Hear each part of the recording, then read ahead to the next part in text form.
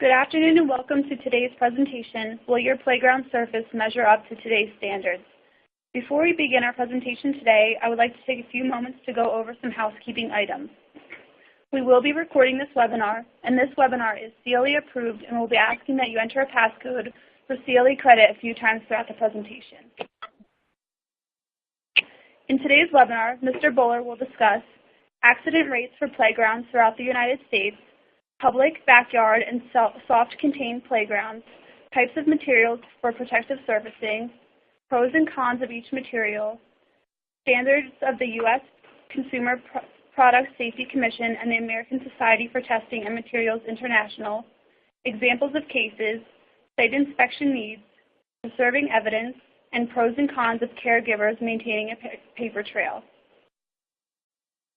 To give you a little background about our presenter, Tom Bowler, he received his BS in Physical Education from the University of Connecticut. He received his master's degree in Physical Education from Springfield College. Mr. Bowler has a Certificate of Advanced Graduate Studies from UConn in the area of Administration and Supervision of Special Education. Tom Bowler taught elementary physical education for 33 years in Vernon, Connecticut. He has also been a high school coach in the areas of cross-country and track. Mr. Bowler was also an adjunct at 2 state universities in Connecticut. Mr. Bowler taught a graduate course on sports law and an undergraduate course on tort law and physical activity to exercise science majors. At one university, he served as an adjunct in the capacity of the Director of Intramurals and Recreation. Mr. Bowler has been an expert witness for plaintiff and defense attorneys throughout the United States for 22 years. He has handled approximately 350 cases within that time span and has dealt with physical education, recreation, athletics, and playground cases. For those of our attendees who require a code word for tracking purposes, the code word for today is surface. During the presentation, we will take short breaks, and during that time, we'll ask that you enter this code into the Q&A widget for CLE reporting purposes. The Q&A is located to the left of your screen. Please remember that if you're applying for CLE credit, you must log onto your computer as yourself. Also, please remember to complete the survey that will appear to the right of your screen at the end of the presentation. As a provider of CLE credits, we are required to have supportive information that you have attended, and in many states the survey is required. CLE certificates will be provided within 24 to 48 hours via email. CLE credit is also only available to those who have attended the live presentation. You are not eligible to receive CLE credit if you view this presentation on demand. Also, the PowerPoint slides can be downloaded from the resource list on the left of your screen. Mr. Bowler welcomes your questions. Please use the Q&A widget to submit your questions throughout the presentation. We will take intermittent breaks so that Mr. Bowler can respond. Thank you all again for attending today, and Tom, the presentation is now turned over to you. Hi, thank you, Emily. Certainly it's a pleasure to be speaking to several professionals in the field who are interested in playground surfacing. Certainly it couldn't have come at a more opportune time. We're starting the spring season, and many children will be playing outdoors. And certainly with the brutal winter we have in the Northeast and northern states, certainly it's welcome to see the good weather come and children will be playing again outside. And we want to certainly feel that our playground surfacing measure up to today's standards. Tom, we're actually unable to hear you. Can you, are you using the speakerphone? No, I'm not. I'm using the regular phone now. Okay, that sounds better. Speaker. There you go. Okay, can you hear me now? Okay. Yes. The frequency of injuries in the United States happens every 2.5 minutes. So for the next hour, as we sit here listening to me, every 2.5 hours, a significant injury is going to happen in the United States somewhere. We don't know if it's in Chicago, at a daycare center. We don't know if it's in San Francisco at a public school. We don't know if it's at a park in Tampa, Florida, but somewhere in the United States, a significant injury is going to occur. We're not talking about a hangnail. We're not talking about a scraped knee. We're talking perhaps about a concussion, a fracture. Somewhere in the United States, I know this for a fact, statistically, every 2.5 minutes, an injury will occur. So bear that in mind as we go through these slides this afternoon. All right, going through some brief statistics before we get into playground surfacing. The U.S. Consumer Product Safety Commission study from 2001 to 2008, and by the way, that's probably the most recent study we have on playground injuries. They really should be taking another in-depth look at injuries, but that's the most recent one we have, unfortunately. And looking at that, it's quite old, as you can see.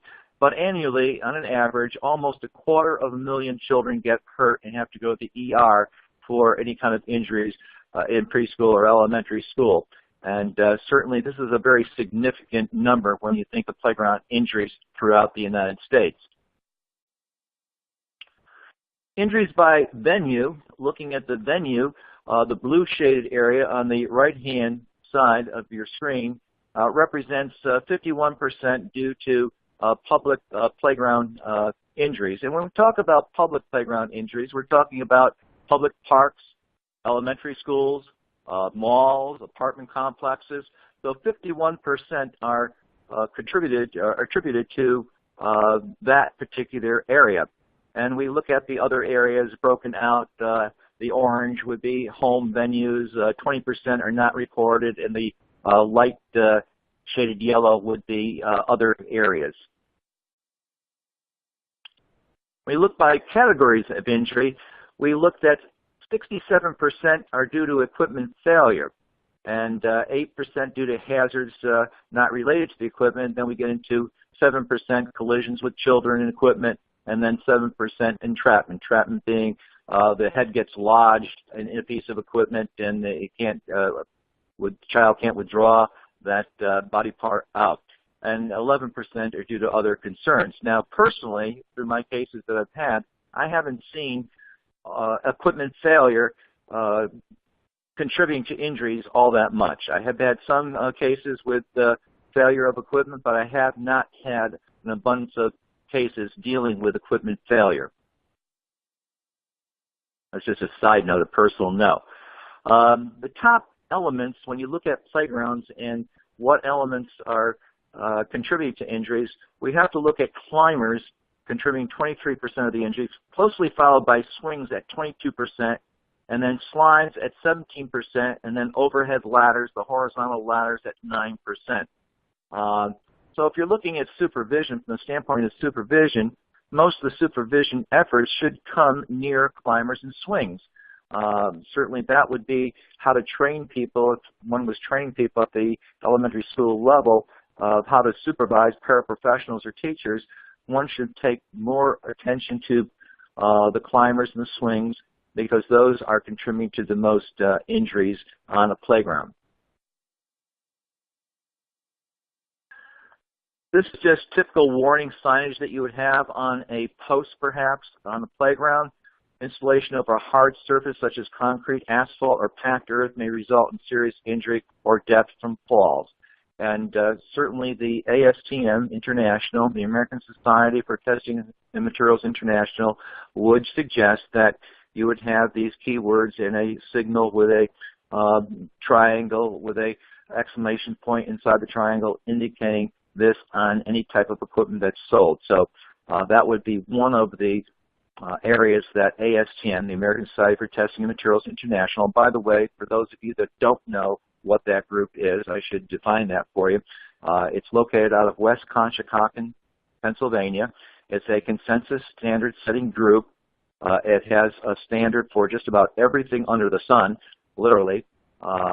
Playground equipment, athletic equipment, baby cribs, carriages, chairs, anything under the sun. Basically, it has a committee that has developed a standard, and it keeps on developing standards over a 5-year period. If they're not revised or updated after 5 years, the standard basically goes out of existence.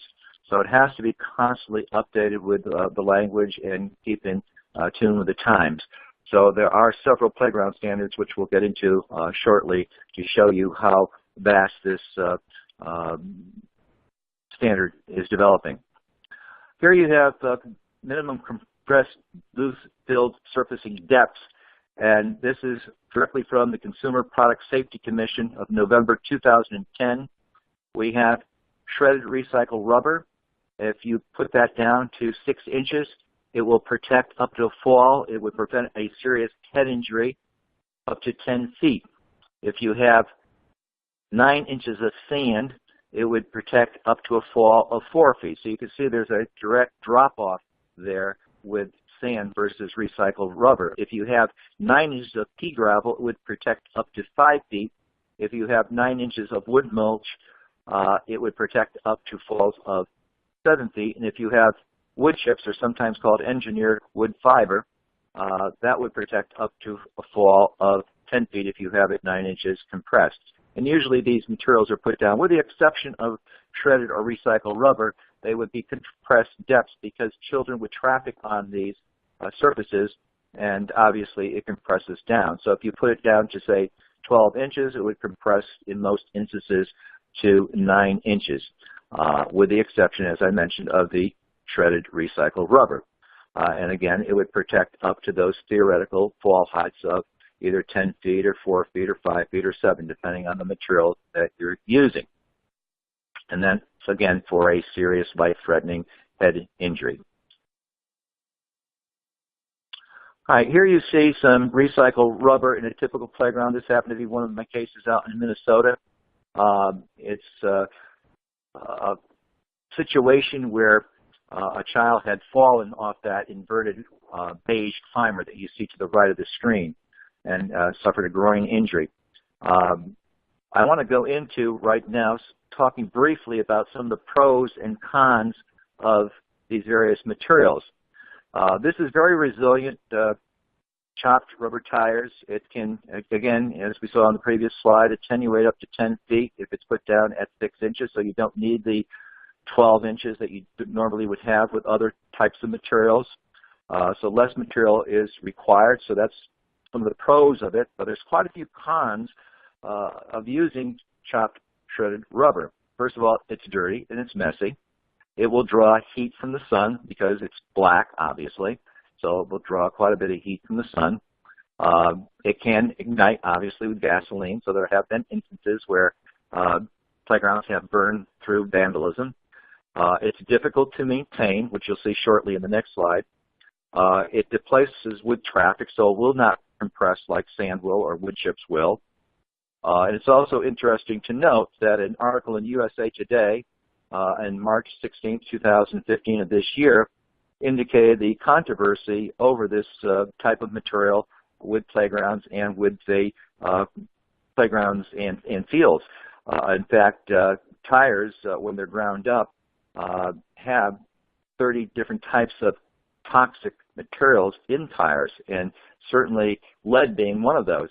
And of course, that has certainly raised eyebrows with a lot of people throughout the United States right now with the rubber crumb athletic playing fields as well as playgrounds, because we're introducing lead and other kinds of toxins onto the field or into a playground, and this is where our children play. And there's been controversy over this and conflicting evidence and research where some people say, no, it's perfectly safe. The U.S. Consumer Product Safety Commission is saying it's perfectly safe. On the other hand, the Center for Disease Control is indicating it's not safe. You have someone in Connecticut, one of the toxologists there, indicating it's safe, and they would have to have quite a bit of build-up and over limited time on a playground or field. It's perfectly safe. Where you have, for example, the state of Kentucky indicating it's not safe and indicating that there has been this inconclusive contradictory evidence for fields and playgrounds. So the jury is still out, if you will, on the whole concept of the rubber crumb and the using tires and so forth for playgrounds and using the ground up rubber crumb tires for fields and so forth, because we still don't know, and I think needs to be a lot more research on this whole area, and we simply don't know if it's safe for children or not. Again, tires are representing ground up material, and it can give off dust and so forth, and it certainly is potentially hazard, considering that there are, potential 30 hazardous materials just within tires alone, lead being one of them. So bear that in mind. In this next slide, you just see I'm putting down a typical car key to show you how it's ground up. There's fairly large chunks when you consider looking at that car key. It's uniform basically, but certainly it's fairly large, the chunks of rubber shredded tires at a playground. Here you see in that particular playground in Minnesota, if you look very closely at the sidewalk leading out to the playground, there are various crumbs all over the macadam walkway. And if you look very closely on each side of the grass, there's rubber crumbs on the grass as well. So there's a definite downer here as far as a con, pros and cons of maintaining rubber tires, shredded tires on a playground, because it gets all over the place. Very messy, very difficult to maintain. Let's look at the pros and cons of sand. There's certainly, it can be cheap. It's readily available in all parts of the country. There's various types of granular sand, and I believe at one time there's probably 50 to a couple of hundred different varieties of sand. You have that very soft, powdery sand. This happened to be a playground. I was doing a litigation case in south of Miami, Florida, and it's a very powdery, sugar kind of sand where you can get into a coarser type of sand at times. So the pros of it would be very cheap, readily available in all parts of the country. The con of it, the downside of using sand, it will only attenuate or absorb shock for a serious head injury up to 4 feet. Basically, that would be probably a coarse sand. Probably you would get up to 5 feet if you're using a very fine sand. But again, you have limits of 4 or 5 feet. When you use sand, it will only protect for head injuries. And I might say the benchmark in the industry is the head. That's what we measure again. We don't have any thresholds for long bone injuries, for example, the femur of the leg or the humerus of the arm or the ulna or the radius of the arm. We don't have any thresholds of when they break using a certain amount of sand or a certain amount of shredded rubber. We simply don't have that type of research, unfortunately. It freezes in northern climates, sand. Certainly this is a downer. If you have melted snow or if you have rain and it freezes overnight, this will get like a brick. Also sand, and I have found doing a case previously in the greater Miami area, when it bakes in the sun, it gets very, very hard sometimes when you try to dig down into it. So that's another downer of using sand. In a warm climate, it can bake in the sun and get very, very hard as well. So sand has its pros. It's cheap, but on the flip side of that, it will only attenuate for a serious head injury up to 4 or 5 feet from fall heights. Pea gravel, we're going to talk a little bit about pea gravel, the pros and cons of pea gravel. Relatively probably less costly than some of the other substances, but then you get into trucking and hauling can be a fairly significant issue because it's a heavy material to truck and haul. So you're going to be paying for that if it's hauled any length of distance to your playground. So that would be a deterrent of using it. It will bind with other sand in the area and almost become like a hard pan material and almost like a concrete material. It will freeze as well. As you can see, this material, it was a wet day, I believe, in June a few years ago in New York State when I was looking at this particular playground, and there's quite a bit of water in there.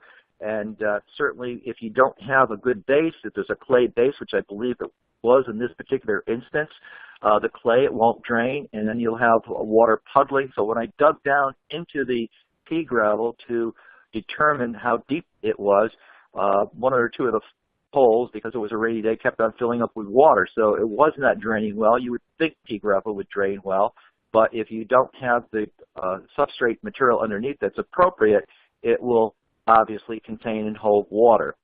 The other down part of this is it has to be a uniform pea gravel, the size of a garden pea. You don't want something that's rough. You don't want something like a trap rock. It has to be washed, and it should be tumbled and so forth, so it should be a round type of stone. The downer also is that preschoolers will put pebbles in their mouth, their ears, their nose, so a good reason of not using it in those kinds of venues where you have daycare and preschoolers. Certainly, it should always be uniform in size, but sometimes it is not, depending on where you're getting it from. Wood mulch, we have pros and cons of wood mulch. It does meet ASTM, what we call the 1292 standard, which if it's put down to 12 inches, it compresses to 9 inches, and it will attenuate a head injury up to a 10-foot fall, supposedly. It's very resilient, but again, the con of that side is it needs replacement continually. It needs constant maintenance. It will break down. It will rot because it's an organic material. and it needs a constant replacement. It should have also a weed barrier, where all the other substances should too if you want to keep down on weeds, but this in particular should have a weed barrier, which is a geotextile fabric, which is basically a felt pad that you would put down over the regular ground, and then that felt pad you will put your drainage stone on top of that, and then on top of that you would put another pad probably, and then you would put ultimately your wood chips. So it does require, if you're using wood mulch, a geotextile fabric or a felt pad. And certainly when I go out to investigate a playground to see how deep the substance is, when I hit the felt pad, I know that that is the final area where the wood chips have been laid down, and then I can measure from that felt pad up to the surface, determine whether it was 3 inches in depth or 7 inches in depth or whether it's 9 inches in depth. When I hit the felt pad, that is the bottom line. It can blow away in dry and arid places like Arizona, so it's not appropriate perhaps for everyone to use, and certainly it can create a trip hazard, the geotextile fabric at times. Here you see I'm measuring. Typically this happens to be a fairly good depth at this particular playground. It looks to be about 9.5 inches in depth. It's fairly moist, the wood chips in this particular case, so it probably was a wet day. You can see on my number 12 red tint sign number, there are sprinkles of rain coming down, so it was probably raining when I took this particular measurement. Here you see the trip hazard that I explained before with the geotextile fabric. This happened to be in a case I was investigating on Long Island, New York, and it's a telltale sign. When you see fabric that's exposed like this, it will be either gray or black. Right away you know that there's not enough surface material that has been put down. You also see some grass in the area, which again is not a good sign if grass is in the area it's growing up. But certainly that tent sign number 9, where it's showing the geotextile fabric being exposed, we know definitely by just a visual quick inspection there has not been enough maintenance in this area. And again, it creates a trip hazard for anyone passing through. Another problem with protective surfacing, sometimes it doesn't always cover your concrete footers. Here I'm pointing out with the blue arrow, there's definitely a concrete footer associated with this swing set that is completely exposed, where a child can trip on that, child can fall on that, child can hit their head on that concrete exposed footer. So certainly the protective surfacing, whether it be sand or pea gravel, crushed rubber tires, shredded tires, or wood chips in this particular case, should always cover your concrete footers. Here's one way to determine if it is actually complying with the standard of care within the industry. In this particular case, this particular manufacturer has placed a demarcation arrow on each of its poles. So if it's installed correctly to begin with, you will know immediately at a glance that the material is up to the arrow, and therefore no more mulch is necessarily to be added. But if it's older equipment, and not all the companies have these demarcation lines, this company happened to have a demarcation line, but if it's older equipment, what one can do is have the custodian of the equipment or the caretaker go out there and put a painted line on each of the poles, so when it depletes, you will know immediately that you have to bring it back to the appropriate depth. Certainly when I'm investigating a case, if I'm looking at something like this and it's well below the demarcation line, we know immediately that the school or the park department has not maintained the piece of equipment. If it visually shows where the wood mulch should be going or the sand should be going, we know immediately that there's been lack of maintenance. And certainly notice has been given almost by the poles. In this particular case, you don't need someone going out there as a certified playground safety inspector like myself. The poles should tell the caretaker, hey, this is down and it needs replacement.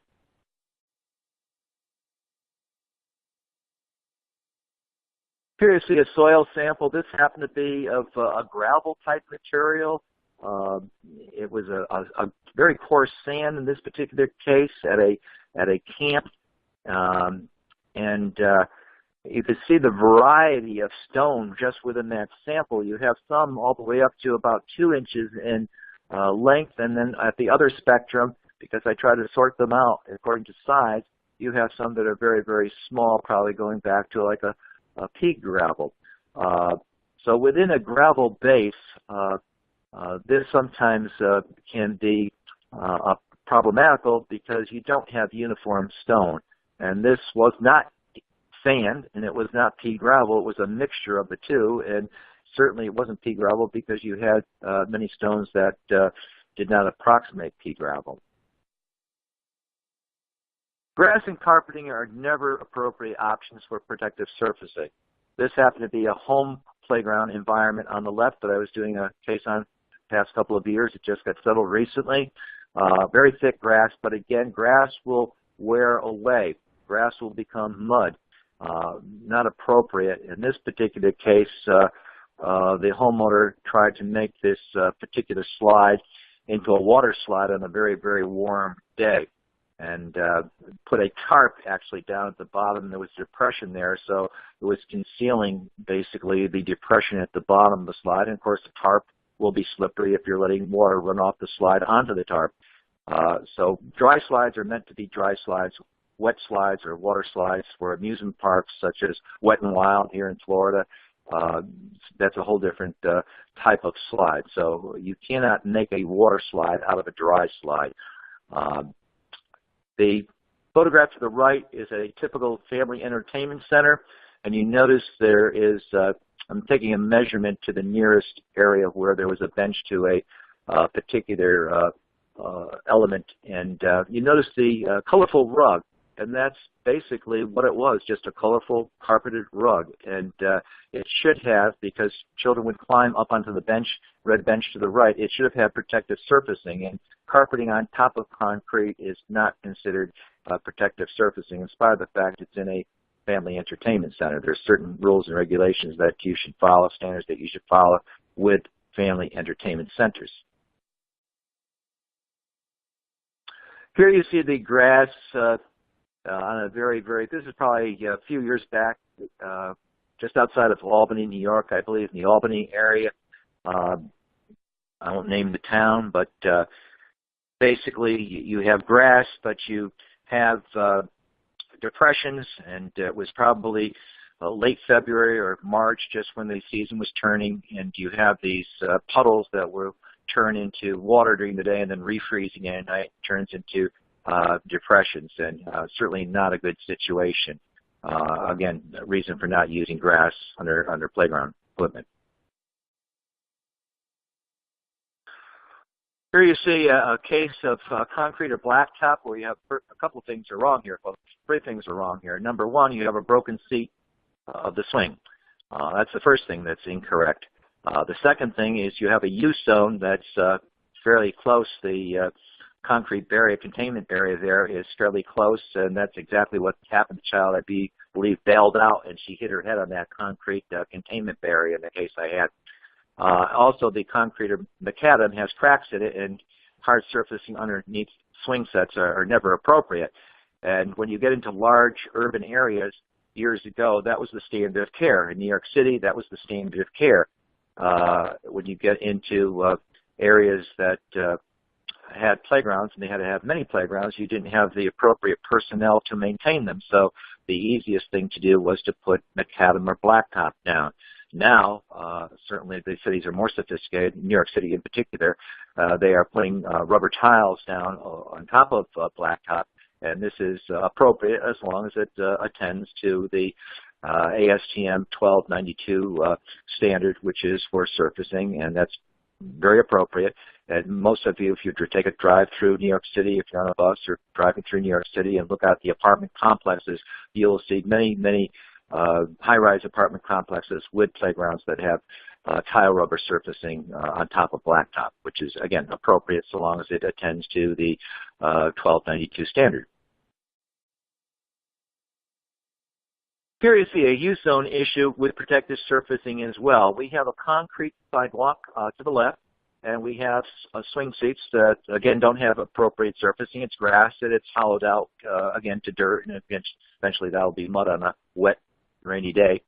But you have a use zone area because that surfacing, protective surfacing for swing sets in particular, should extend out certainly twice the distance of the vertical. So typically a swing set is 7.5 to 8 feet, so you should have 16 feet of protective surfacing in front of that swing and 16 feet to the rear if it's typically an 8-foot fulcrum point vertical to the top where it's joined to the bar on top with an eye hook.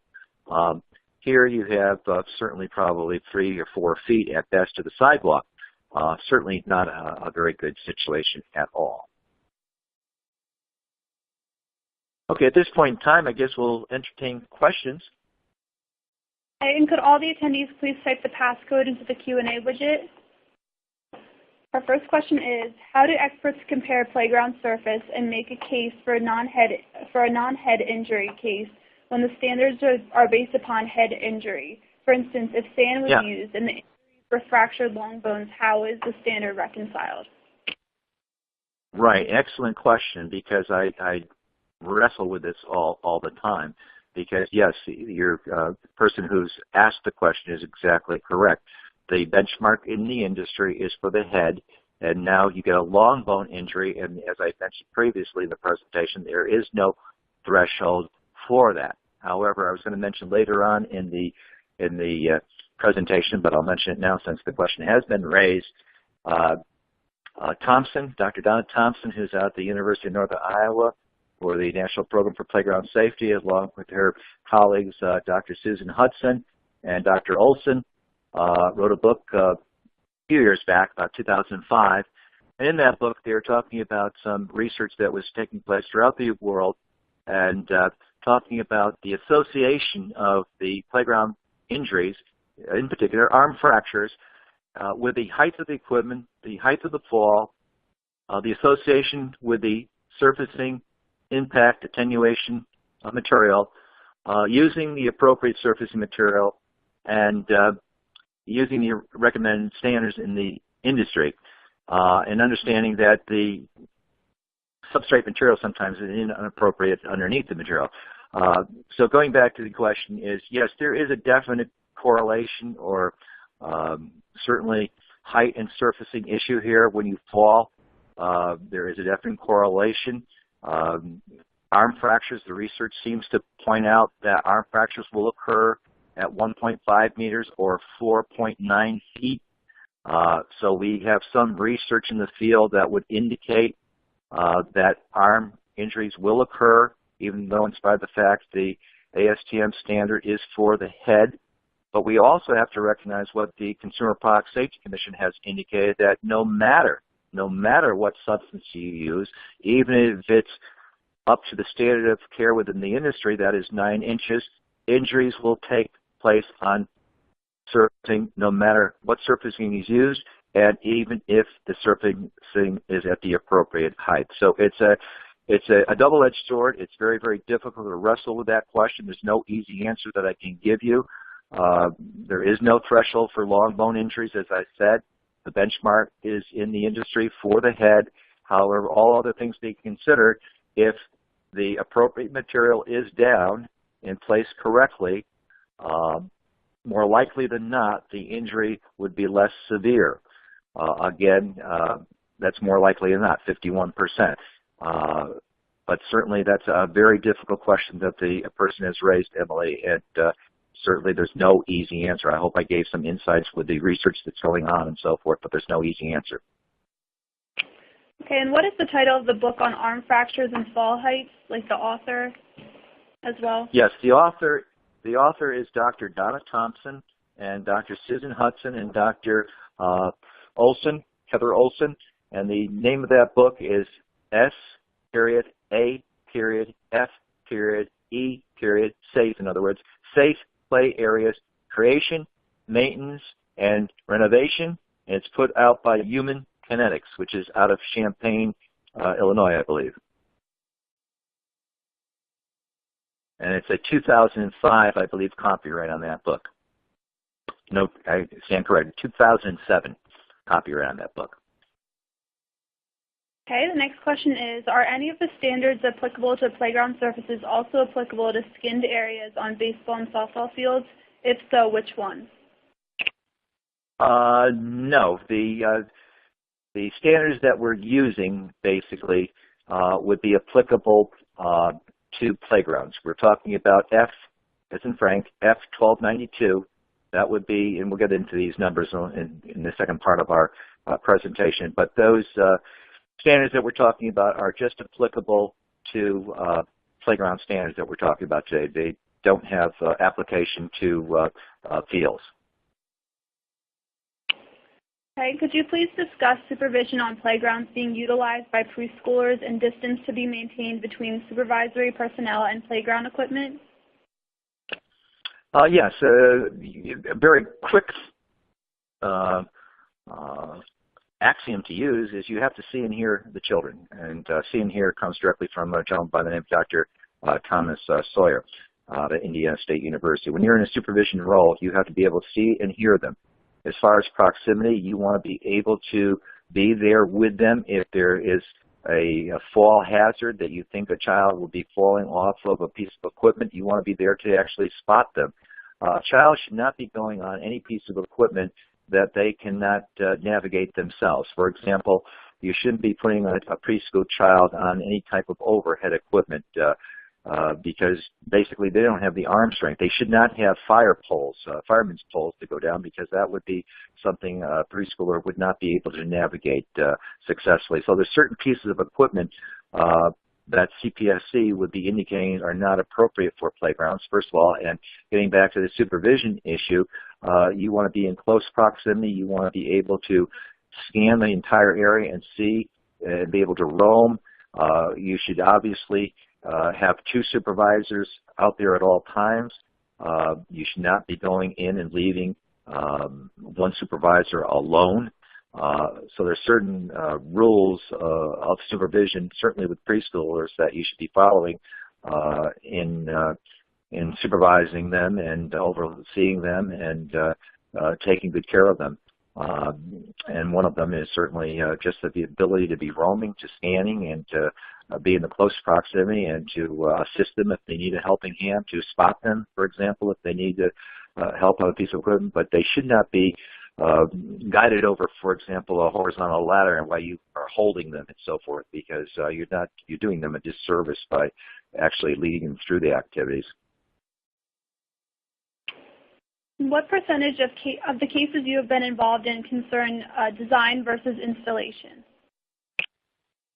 Oh, that would be a difficult question, design versus installation. Difficult question to answer. I don't have a percentage for that, unfortunately. Certainly design can be a problem if a playground is not designed appropriately, and I've seen some where it has been designed by an architect, for example. Some of the wooden structures that were very, very prominent back in the 1980s, and you have what we call the community build kind of concept where parents of a PTA or PTO would come together on a weekend and build a playground under the direction of an architect.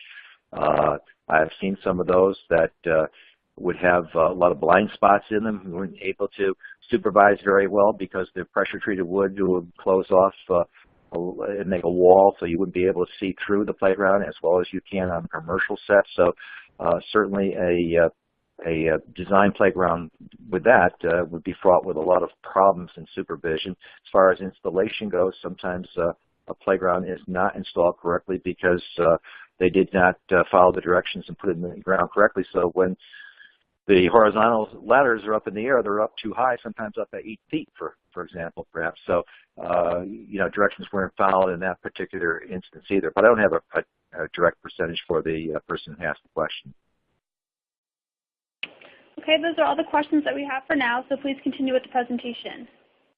Okay, thank you. Those are all good questions, by the way, that people have asked, and are certainly questions that are fraught with a lot of problems sometimes, especially the first question that we talked about, the long bone injury versus the head, and how do you wrestle with that when you have a litigation matter. I Going ahead, we're talking about rubber tiles, and rubber tiles can occur indoors and outdoors, certainly with structures, and this happens to be in a playground that I was dealing with out in the far west, and this was in Utah, this particular case, and it was at a home, a family entertainment type of center where we'd have pizza and a restaurant, and then the children could go inside this area and play inside the area. Basically, in this particular case, we're talking about the pros and cons of rubber tiles. It is very resilient, lower maintenance than some of your other materials. Certainly it doesn't blow away like wood chips can, or rot as wood chips can, or get displaced as sand can, but certainly it has its problems as well. As you'll see in the next slide, this happens to be an outdoor shot, but you can see the maintenance was not performed here. This happens to be a fall afternoon. Leaves down, and you see how it can buckle and create several trip hazards. This, obviously, in my estimation, should be either repaired, or probably it's beyond repair and taken out and put down a whole different surface at this point in time. You can see there's several tiles there that are rippling, and it would create a hazard for children. Poured in place surfacing is the other type of surfacing that we need to talk about this afternoon. Again, we're getting into the rubber products, but I won't belabor that, talking about the rubber problem and all the problems with the potential of hazards with this type of materials. But still, I think there has to be research looking into if any particles are released into the air and so forth. This is a solid poured in place, which means it's almost like poured like concrete. It's cured, it's dried, and then it's spongy. I imagine many of you if you have children with Burger Kings, McDonald's, and the fast food restaurants like those, Chuck E. Cheese and so forth, if you go in there, it's very spongy. It's a carpet, but it's very spongy under your feet. Again, it has to attend to the standard within the industry, which is F1292. But again, a very nice service, low maintenance, but it can have the problem of gouges, can be taken out, can be vandalized. Again, we have to look at the whole binder issue with the, if there's any lead in that material at all, we'd have to look, into that with the surfacing product. Okay, the standard of care within the industry, we've been talking a lot about this, is the U.S. Consumer Product Safety Commission's Public Playground Safety Handbook. And that's on the left. The latest edition is November 2010. There were several editions before that. The first one coming out, 2 volumes in 1981. And from that point forward, there was 91, 94, I believe, and 97, and then recently 2008, and then 2010. To the right of that is the annual book of ASTM standards. This just happens to be volume 15.11, which contains many of your playground surfacing standards. And this is one volume out of many, many standards. Again, it's a consensus-setting group out of Wisconsin, Chicago, and PA, and there's several committee members on it. You don't have to attend the committee in person. It's by ballot vote many times that you're asked to respond to something, and that's how they come to this consensus standard. Again, it doesn't have any legal binding value unless it's promulgated by a particular state, and they adopt that standard, either the CPSC standard or which is actually a guideline, or if they take this voluntary standard, for example, if it's F1292, if the state in question adopts that in state statutes, then it becomes law. But in and by themselves, they have no legal point of view from the standpoint of having any kind of legal effect on anyone abiding by them. They're not obliged by the standards to live by these standards unless the state has adopted them. Okay, let's get into the standards because we've been talking a lot about the standards. There's about 4 that we should recognize that are out there. We've been talking about F1292. That's the attenuation standard. We'll get into this a little bit more deeply in the next couple of slides. There's also an F1951, which is the accessibility standard for wheelchairs. And there's an F2223, which is for playground surfacing, and there's an F2479, which is poured in place surfacing. So we'll talk a little bit about each of these in a little bit more detail. Okay, long bone injuries, you can see the deformity with that poor girl there. Again, as I said before, arm fractures seem to happen somewhere around 4.9 feet. Again, but that could happen at 2 feet if a child just falls and puts out their arm the wrong way and tries to brace the fall by locking their elbow. It can happen in any type of distance, but it seems from the research a lot of the arm fractures are happening at 4.9 feet. Okay, let's talk about the F1292 attenuation standard, which specifically says standard specification for impact attenuation of surfacing materials within the use of playground equipment. That's a mouthful. But we're talking about a critical fall height here.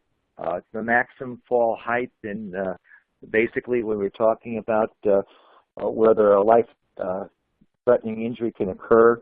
So we're talking about fall height, which is the fall height, the protective surfacing below. We also have some very technical things called a HIC, height injury criteria, or a GMAX scores, which we're not going to get into because it's fairly technical. And field testing. The only way really to determine if the playground surfacing meets the standard within the industry, if it can absorb shock, is to field test it. And when I go out, I'm a certified playground safety inspector, I don't have the instrumentation. I'm up front with attorneys and tell them that straight on usually. I don't have the instrumentation that I can measure what the attenuation is of that surface. All I can do as someone in the field is go out there and measure the depth, 1 inch, 2 inches, 12 inches, whatever it might be, come back with that and make some fairly professional judgments off of those. In other words, if it's 12 inches and child fell, I don't feel that the standard of care has been compromised at all. Certainly, this would be my report. I would have to say that I went out there, I tested it, or not tested, but I measured it, because I don't have any instrumentation to measure the equipment. And that would be done by someone coming out for Detroit testing laboratories. They would set up a headform drop test, and they would drop an instrument on the ground and take various measurements from this drop test. Years ago, we weren't as sophisticated. Years ago, they would actually take human cadavers and drop them off of sides of playgrounds or whatever to determine how much the skull was injured. We don't have, obviously, we have more sophistication nowadays than dropping cadavers off playgrounds. But field testing would have to be done because it's very sophisticated. All right, here you have the 1951 accessibility standard, which is the standard specification for determination of accessibility of surface systems under and around playground equipment. We have a wheelchair test, and we have the firm and stable test. So we're trying to determine here if a wheelchair, how much work a wheelchair would have to go through going on wood chips, for example. And this is measured through this 1951 standard. Something that we don't really have to know, but we just have to know that the standard is out there. But there is a way of measuring how much work a person in a wheelchair would have to do to move a wheelchair from point A to point B. We also have the 2075 engineered wood fiber standard specification for engineered wood fiber for use as a playground safety service under and around playground equipment. And this standard is fairly easy to understand. It would have to be processed wood, 10 times longer than it is wide. The maximum length of a fiber would be 2 inches, and there can't be hazardous metals in the wood. You have to remember that if we take the pallets that are used in construction companies, that they put the materials of pallets of, say, concrete on top of, and they're able to lift it with a forklift. Those pallets could be ground up at times, and there could be nails in there and so forth. So there could be hazardous metals in the wood. So we don't want metals being ground up within our wood fiber. So that's something that you have to attend to and look at, and it could be something that could be injurious to children. But we're talking about the EWF, the engineered wood fiber. You'll see abbreviate like that sometimes with just the acronym EWF. This is not something you're going to get ground up wood chips off the side of a road. This is something that obviously is a processed product by a company. There's also a standard for port in place. There's a standard guide for specification for purchase, installation, and maintenance of port in place playground surfacing. And this is 2479. It has a concrete base. It's the rubber chips, again, the crumbs of the rubber buffing. And certainly this would be complying with 1292 and the accessibility standard of 1951. So there's a lot of standards that go into playground surfacing, and certainly that is something really to think about. Before I get into questions, I just want to talk about a couple of things before we get into questions. I know we have some time left. As far as the site needs, because we're going to cover that in some detail. When I go out for a site inspection need, obviously I can't have any children on the playground. First of all, they're going to be tripping over me, or I'm going to be tripping over them.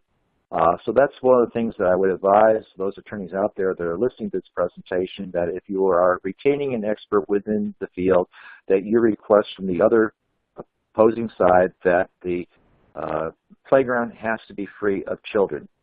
We can't have children on the playground when the inspection is being done. That's the first thing.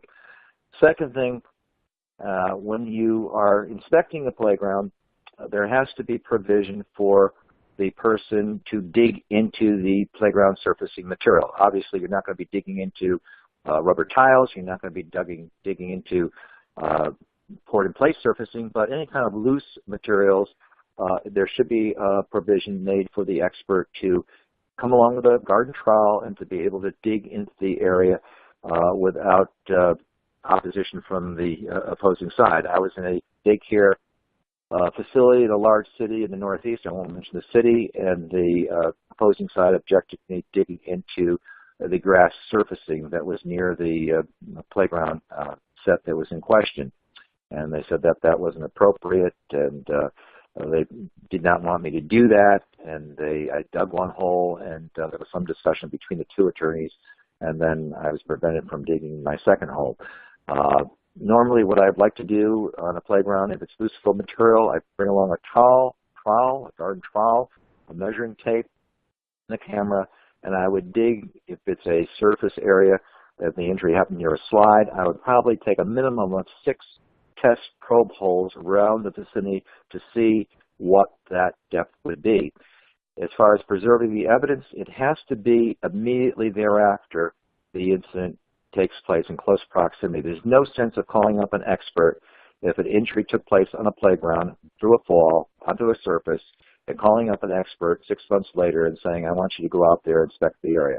It has no relevance, no admissibility in any court as far as the value of that measurement taken 6 months later or even 3 months later. It has to be within, hopefully within a month. Even that can be questionable if there's been a lot of rain in the area and so forth. So as soon as possible as you can get out there, that's when you would like to get out there. As far as maintaining a paper trail, there's a double-edged sword with this. Certainly you would like to do that through photographs and measurements and preserve that paper trail and preserve evidence in your file. You should have a record of maintenance deliveries of invoices of when the wood chips were delivered last. You should have exacting records as far as the dates of those invoices. You should have exact records on inspections of those dates when you did full inspection. You should have a audit, what we call an audit inspection, which is a one-time certified playground safety inspector coming out there. That should be in the file of the agency. There should be incident reports that should be in that file of when a child was hurt on the playground. So those are all the kinds of things that should be in there. It's sort of a double-edged sword because if it's in there, it can come back to bite the agency if it's a defendant attorney. If it's in there, more likely than not, if it's well done, it can help the defendant attorney if it's well done. If it's not well done, it can come back to bite you. So it's a double-edged sword. But I would say certainly the more you can keep records, the better off you would be, certainly from the point of a defendant in the matter. I guess we have time now, Emily, to entertain some questions perhaps. We have about 5 minutes. Okay, could all the attendees please type the passcode once again into the Q&A? Okay, this person says, I'm shocked as a parent because I wasn't aware of the standard. I've never seen compliant playgrounds. Are playgrounds only protected from 5-foot or lesser falls?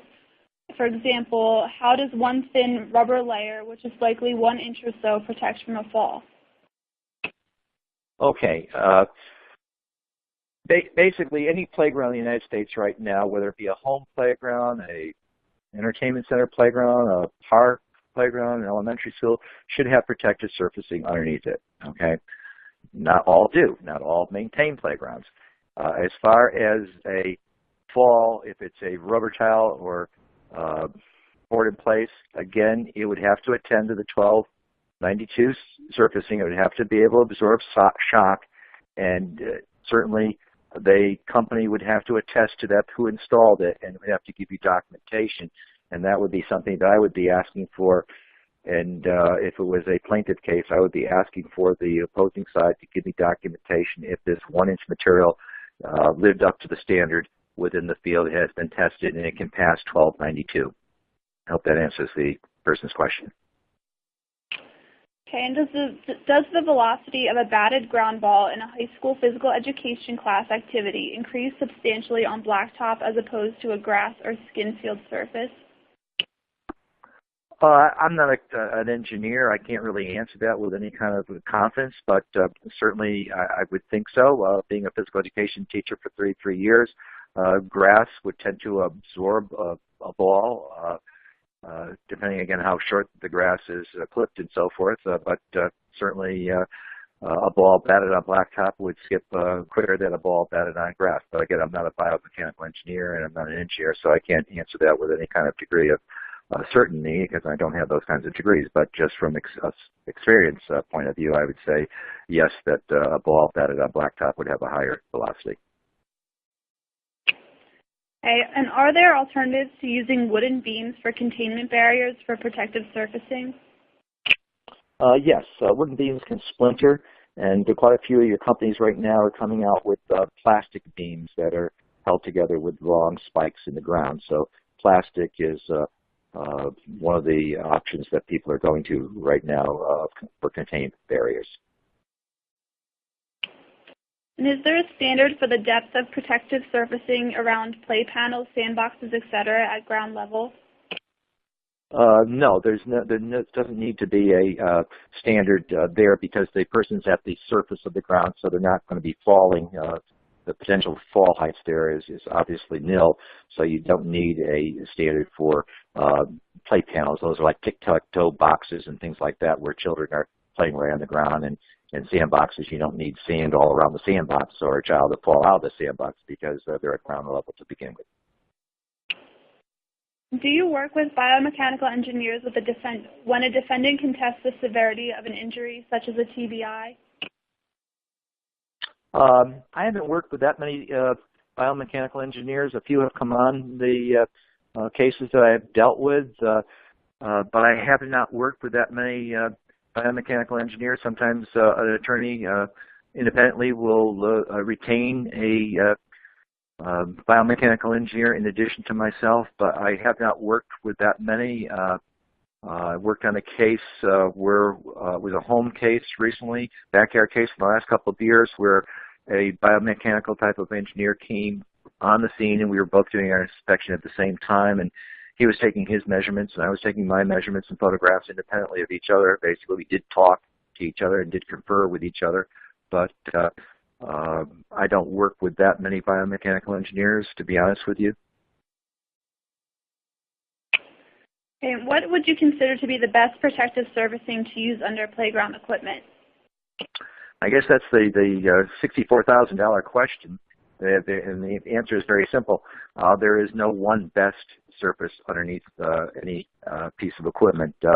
They all have, as I try to demonstrate within this lecture, they all have their pros and cons, and certainly some can be used in combination with each other. It's not too unusual sometimes to see a poured-in-place surface, and right adjacent to it you have wood chips. So poured-in-place are used in conjunction with wood chips. So there is no one best surfacing because they all have their benefits and they all have their drawbacks. So there is no one that you can use in certain parts of the country. Certain ones, as I try to demonstrate, will freeze more and will be harder in certain parts of the country. It won't be as resilient.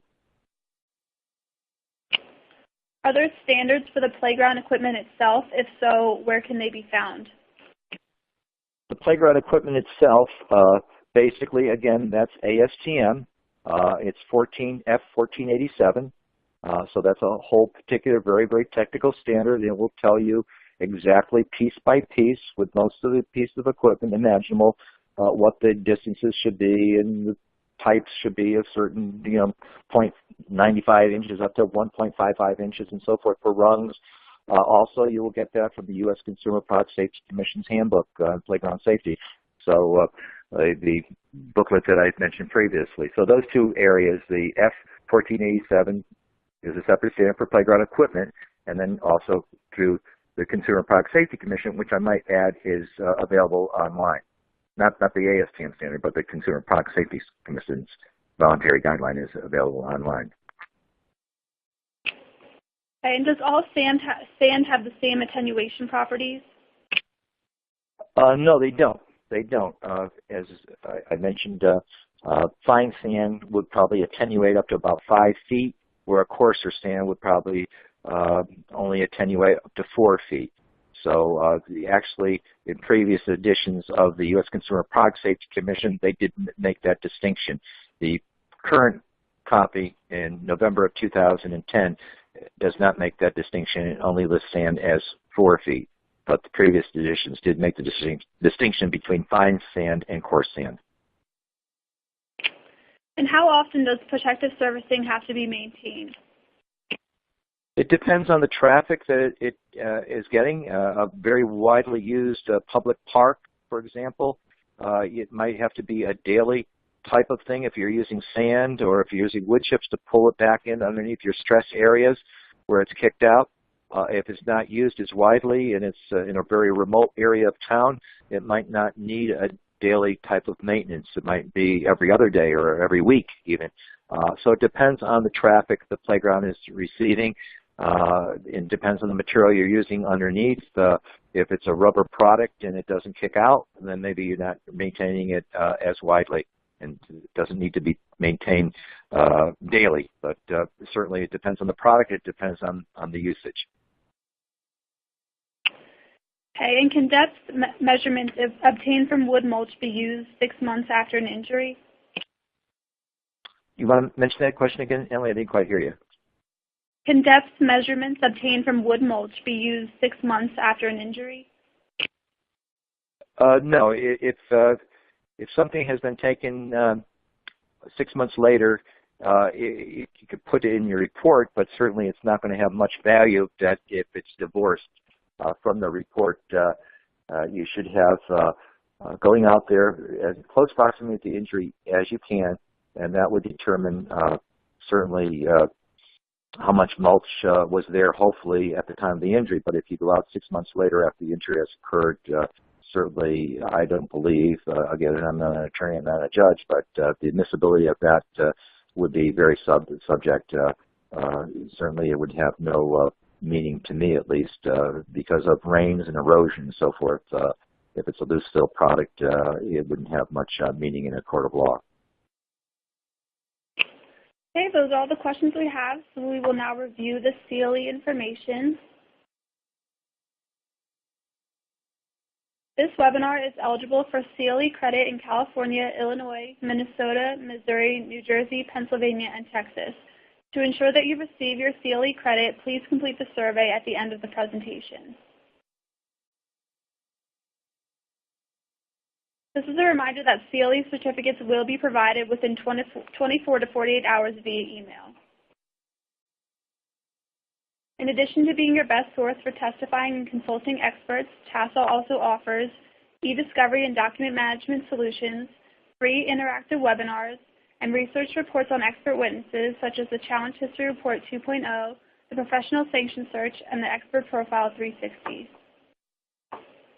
I want to take this opportunity to thank everyone for attending, and especially Tom Bowler for his time and effort in creating this presentation.